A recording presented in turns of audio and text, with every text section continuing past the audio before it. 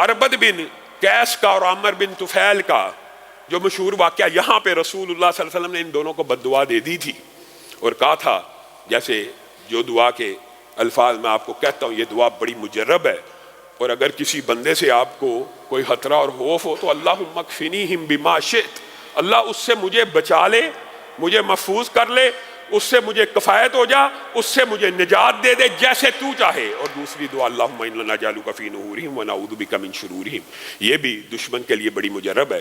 تو رسول اللہ صلی اللہ علیہ وسلم نے اس واقعے کے اندر یہ دعا پڑھی تھی اللہم اکفنی والی۔ عامر بن طفیل رسول اللہ صلی اللہ علیہ وسلم کی بارگاہ میں حاضر ہوا اور کہنے لگا، میں جرنیل ہوں، میں لشکر کا سپہ سالار ہوں، اسلام قبول کروں گا تو مجھے کیا ملے گا؟ رسول اللہ صلی اللہ علیہ وسلم نے کہا، جو باقی مسلمانوں کا حق ہوگا تجھے بھی وہ حق ضرور ملے گا۔ مراد یہ تھی کہ مال غنیمت کے اندر بھی تو حصہ دار ہوگا، اسباب میں بھی تو حصہ دار ہوگا، جو دیگر مسلمانوں کے معاملات چلیں گے تیرے بھی چل جائیں گے، اسلام کو قبول کر۔ یہ بار بھائی ہے تھوڑی جی جالی، اس پر سے کرو، اسلام کو قبول کر۔ رسول اللہ صلی اللہ علیہ وسلم کو کہنے لگا، اسلام کو قبول کرتا ہوں، خلافت کا امیدوار ہوں، مجھے خلافت عنایت کر دیں تو میں ابھی اسلام کو قبول کر لیتا ہوں۔ رسول اللہ صلی اللہ علیہ وسلم نے کہا، خلافت تو تجھے قیامت کی دیواروں تک بھی نہیں ملنی، نہ خلافت تجھ میں نہ تیرے گھرانے میں آنے والی ہے، خلافت کا تجھے کوئی بھی حصہ نہیں ملے گا۔ ہاں البتہ ایک چیز کا تجھ سے وعدہ کرتا ہوں کہ لشکر کی عمارت، تو اسلام قبول کر، تو جنگجو ہے، تو جرنیل ہے، تو سپہ سالار ہے، تجھے لشکر کی سپہ سالاری سونپ دی جائے گی، مسلمانوں کے لشکروں کی تو قیادت کرے گا، جہاد فی سبیل اللہ کرے گا، کوئی تھوڑا مقام و مرتبہ نہیں ہے امیر لشکر کا۔ کہنے لگا، لشکر کا امیر تو میں ابھی بھی ہوں، آپ مجھے کیا اضافی چیز دیتے ہیں؟ اضافی چیز کچھ دیجئے۔ کیا اضافی چیز دیجئے؟ آپ شہروں کی حکومت سنبھال لیجئے، میں دیہاتوں کی حکومت سنبھال لیتا ہوں۔ عامر بن طفیل رسول اللہ صلی اللہ علیہ وسلم سے اپنی طرف سے مذاکرات کر رہا ہے، اور رسول اللہ صلی اللہ علیہ وسلم نے حقیقت میں بہت بڑی اپرچونٹی اور بہت بڑی بات اس کو کہہ دی تھی کہ تو لشکر کی عمارت سنبھال لے۔ آپ بتائیے، رسول اللہ صلی اللہ علیہ وسلم کے لشکروں کی عمارت کوئی چھوٹا منصب تھا؟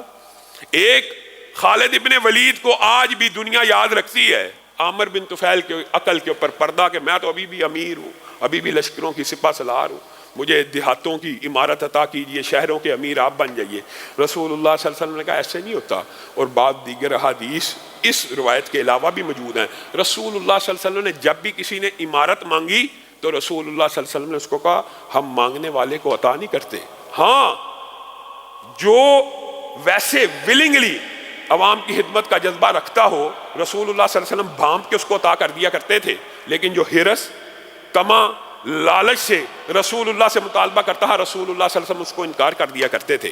اور بعض دیگر روایات میں جو عطا کی ہیں وہ ان کا تقویٰ دیکھ کے، ان کی خدمت دیکھ کے اور ان کا جذبہ دیکھ کر عطا بھی کی ہے، لیکن مانگنے والوں کے اوپر اکثر رسول اللہ صلی اللہ علیہ وسلم کا یہی قول تھا کہ ہم مانگنے والوں کو عطا نہیں کرتے۔ اسی طرح عامر بن طفیل کو رسول اللہ صلی اللہ علیہ وسلم نے جب منع کیا کہ نہ تجھے خلافت ملے گی نہ تجھے دیہاتوں کی عمارت ملے گی، تو معاذ اللہ بک بک کرنے لگا، اور رسول اللہ صلی اللہ علیہ وسلم کو کہنے لگا، پھر میں تو جرنیل ہے ہی ہوں، سپہ سالار ہے ہی ہوں، پیادے بھی لاؤں گا، گھوڑے بھی لاؤں گا، آپ کے اوپر چڑھائی کروں گا، میں دیکھتا ہوں آپ کو میرے سے کون بچائے گا۔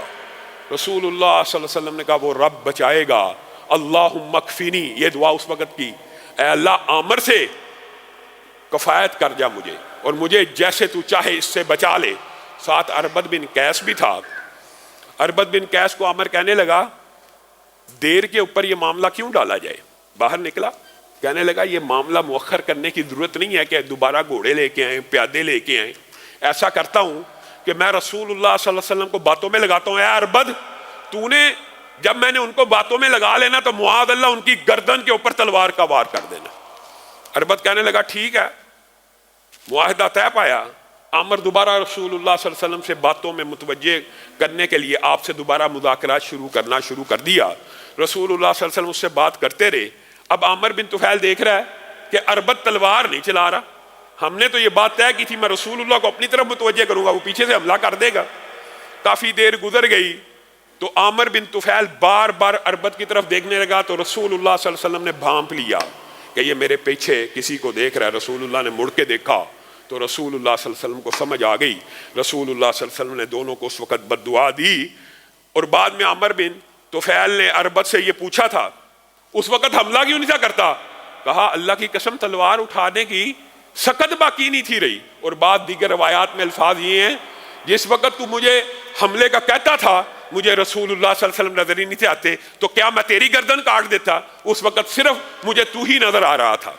بہرحال یہ دونوں جب سفر میں گئے تو رسول اللہ صلی اللہ علیہ وسلم کی بد دعا کا نتیجہ زیادہ دیر بعد بھی ظاہر نہیں ہوا، بلکہ ابھی سفر میں تھا، اربد بن قیس کو آسمان سے بجلی نے پکڑا اور جلا کے راکھ کر دیا، اور عامر بن طفیل کو طاعون کی گلٹی رستے میں ایک ہوتا ہے پہلے سے بیمار تھا، اربد بن قیس رستے میں جا رہا ہے، آسمانی بجلی گری، ذلیل و خوار ہو کے جل کے مر گیا۔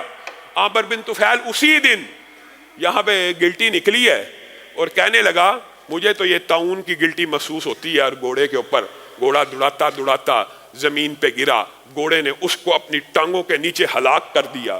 رسول اللہ صلی اللہ علیہ وسلم کو اللہ رب العزت نے لوگوں سے بچایا، یہ قرآن کی آیت ہے واللہ یعصمک من الناس، لوگوں سے اللہ تعالیٰ آپ کو محفوظ رکھے گا، ان شانئک ھو الابتر، یہ حکم قیامت تک کے لیے ہے۔ بعض کو دنیا کے اندر لوگوں کے سامنے نشان عبرت بنا دیا، اور نشان عبرت بنانے کے بعد بھی قیامت کے دن بھی ان کو نشان عبرت اللہ بنائے